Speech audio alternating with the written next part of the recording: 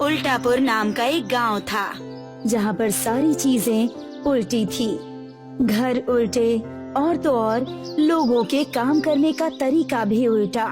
फिर एक दिन ये खबर शिमलापुर गांव के हरीश को पता चलती है और वो खुद ही अपनी आंखों से इस गांव को देखने के लिए आता है। वो देखकर कहता है, अरे ये क्या, यहाँ तो जैसा सुना था वैसी ही सारी चीजें उल्टी हैं। घर से लेकर कुएं सब उल्टे हैं, पर ये सब संभव कैसे है? हरीश गांव में जाता है और उसे एक आदमी से मिलता है जो अपनी साइकिल उल्टी चला रहा होता है और हरीश उससे पूछता है, सुनिए, क्या आप मुझे बता सकते हैं कि यहाँ सब उल्टा क्यों है और आप ये साइकिल उल्टी क्यों चला रहे हैं? मुझे ये तो नहीं पता, पर जब से मैं इस गांव में हूँ तब से सब ऐसा ही चल रहा है। पर तुम ये बात गांव के मुखिया से पूछ सकते हो, उन्हें जरूर कुछ पता होगा। और वो मुझे कहाँ मिलेंगे? गांव में एक बहुत बड़ा पेड़ मिलेगा, जो कि गांव में अकेला सीधा पेड़ है। आपका बहुत बहुत शुक्रिया।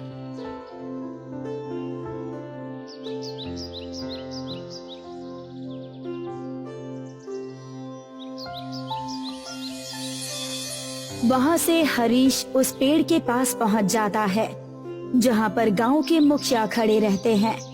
हरीश उनके पास जाकर उनसे पूछता है, क्या आप मुझे बता सकते हैं कि यहाँ घर, कुएं, पेड़ सब उल्टे क्यों हैं और सिर्फ ये अकेला पेड़ सीधा क्यों है?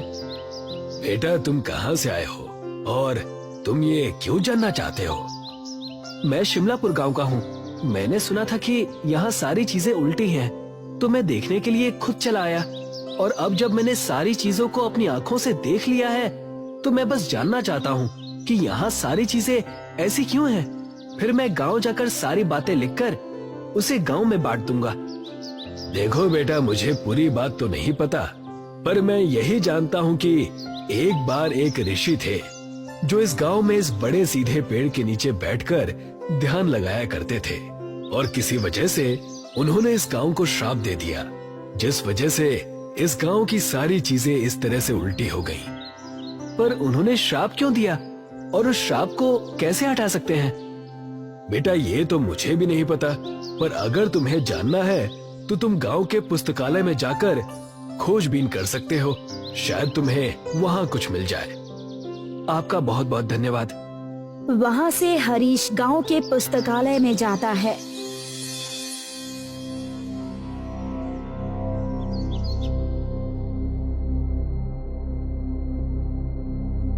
जहाँ पर कई सारी किताबों की लिखाई उल्टी होती है।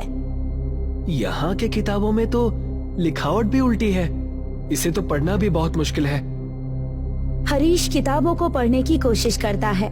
वैसे ही उसकी नजर एक किताब पर पड़ती है जो कि बाकी किताबों से थोड़ी अलग थी। हरीश उस किताब को उठाकर जैसे ही खोलता है तो वो देखता है, अरे, इस किताब में तो सारी चीजें सीधी लिखी हुई हैं। देखता हूँ, शायद इसमें कुछ लिखा हो जिससे ये पता चल जाए कि इस गांव की ये हालत आखिर हुई कैसे। हरीश उस किताब को पढ़ने लगता है जिसमें गांव की कहानी लिखी होती है।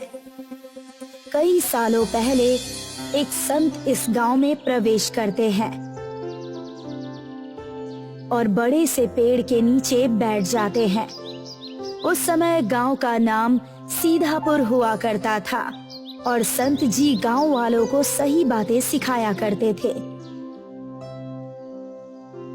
एक दिन संत जी गांव वालों को इकट्ठा करते हैं और उन्हें सूचना देते हैं।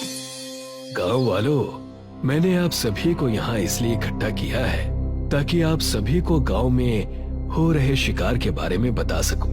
आप लोग जो मासूम जानवरों का शिकार कर रहे हैं उसे अभी छोड़ दीजिए, वरना इसका अंजाम पूरे गांव वालों को भुगतना पड़ेगा।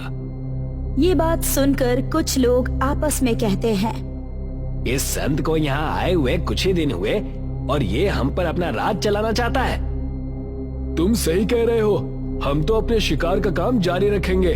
चलो अपने शिकार के जाल को गांव के जंगल में डाल कर आते हैं। गांव वाले संत की बातों को अनसुना कर देते हैं और फिर से शिकार के कई सारे जालों को जंगल में बिछा देते हैं। फिर एक दिन संत जंगल से गुजर रहे होते हैं।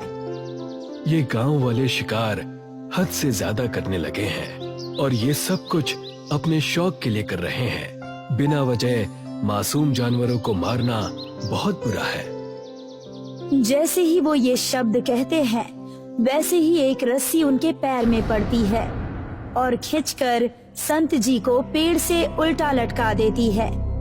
लगता है बड़ा शिकार हाथ लगा है।